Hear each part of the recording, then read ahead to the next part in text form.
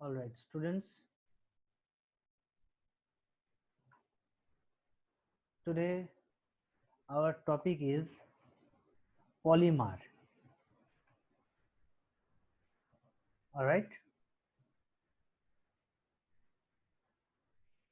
So polymers have already taken part in market for commercial grade steels where there good corrosion resistance and low density and versatility in shape and color are the deciding factors. However, their use as machining components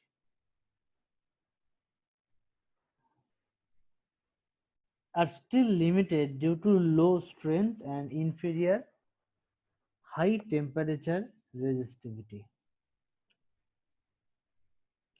The possibility of using polymers for constructional purposes is greatly increased by reinforcement. Glass fiber reinforced polymers are at present the most rapidly expanding material sector. Proteins in animal origin is a chemical and cellulose, that is plant origin, are natural polymers.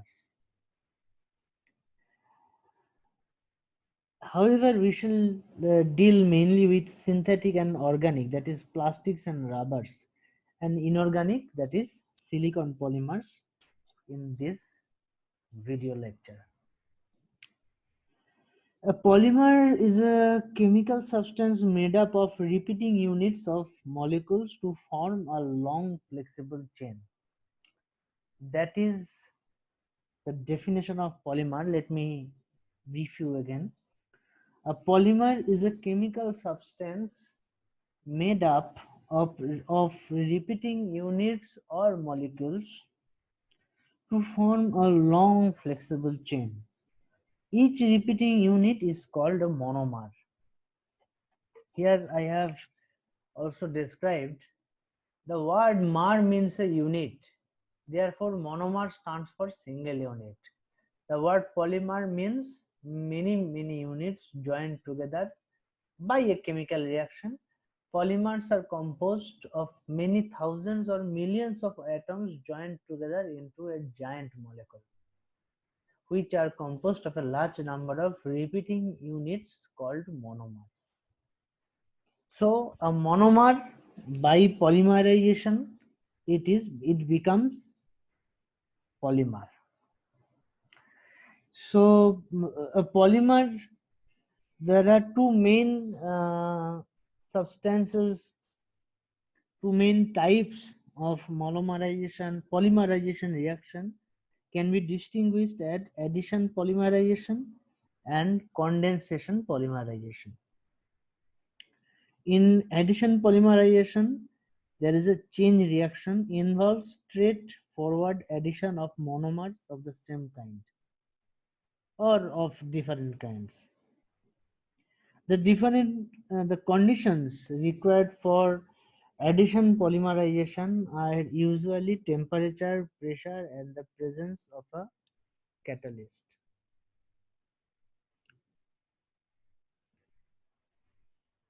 Condensation polymerization, that is a step reaction, involves polymerization reaction between two monomers, with the elimination of a simple byproducts such as water, hydrogen, or etc. So there are two types of polymerization. One is addition polymerization, where direct monomers are added in as a chain reaction, and then there is another kind that is called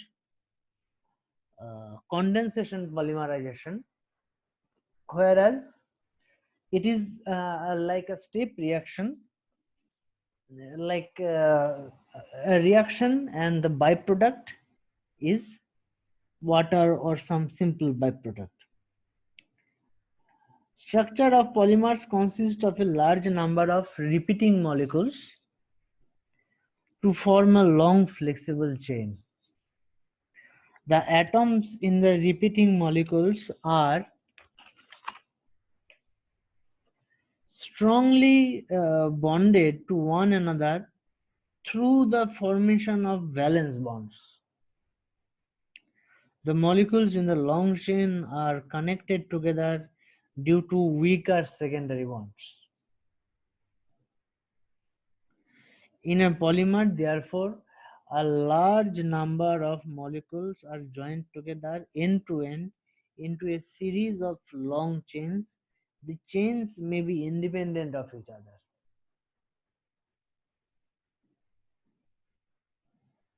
May have a varying degree of branching or may be cross-linked.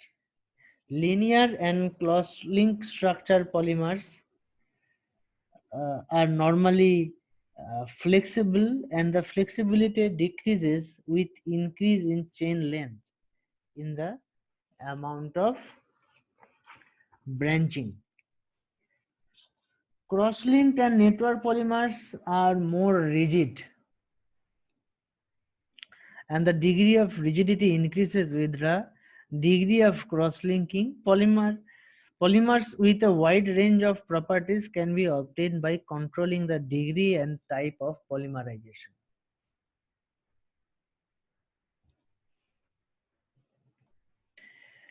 Ethylene is the monomer widely used in manufacture of monomers and polymers. Ethylene is colorless and inflammable gas. It is used in the manufacture of ethyl alcohol, styrene, and acrylic acid.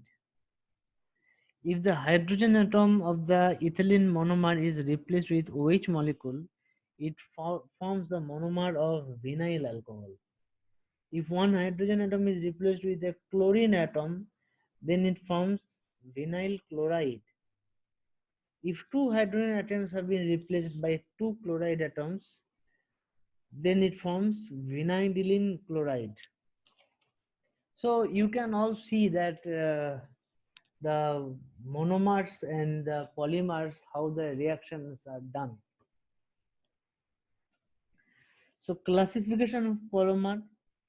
It is convenient to classify the polymers into three distinct classes: thermoplastic, thermosetting, and silicones.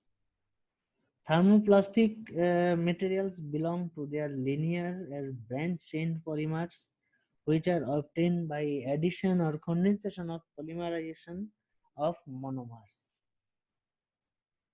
They can be softened, hardened, or resoftened repeatedly by application of heat. By alternate heating and cooling, they can be reshaped many times. Some common thermoplastics are polyethylene, polypropylene, polyvinyl chloride, that is PVC, polystyrene, PTFE, nylon, acrylics, etc. Thermosetting materials belong to the three-dimensional cross-linked or network polymers. They are the products of condensation polymerization of the monomers. They will undergo setting and hardening on heating and cooling.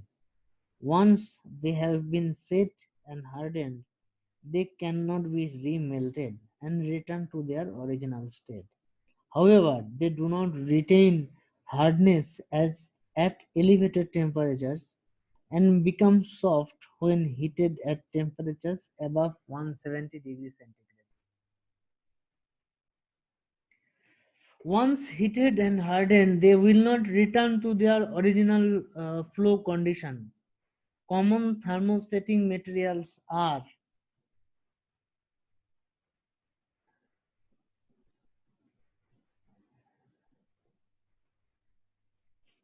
phenolics, aminos, polyesters, epoxies, phenol formaldehyde, melamine formaldehyde, etc. Silicons belong to the unique class of polymers which is based on the element of carbon but on silicon. Silicons have a SiO-Si backbone and are the one most important inorganic polymers.